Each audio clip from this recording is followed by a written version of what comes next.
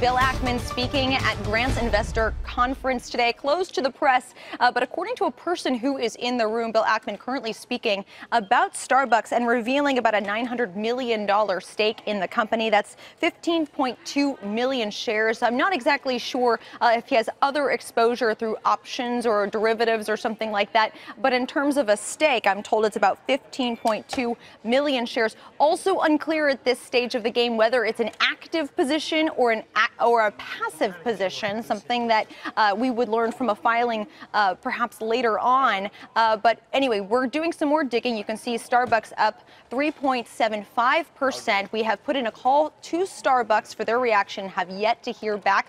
We'll keep you posted on the latest, guys. And this is not his first foray into quick serve, correct? I mean, he took a very vocal stake in Chipotle and actually tweeted himself purchasing a Chipotle bowl at a location a while back. That's right. That's right. Chipotle, his Restaurant Brands is another consumer-oriented company. Earlier this year, in sticking with consumer, he announced a stake in Lowe's. That stake so far has been passive. He hasn't really been too vocal on specific changes he'd like to see from that company. We've also heard in the past a variety of consumer brands. That's kind of his bread and butter. He really likes to invest in predictable companies, predictable cash flows, larger cap companies with businesses that can kind of withstand various cycles in the market.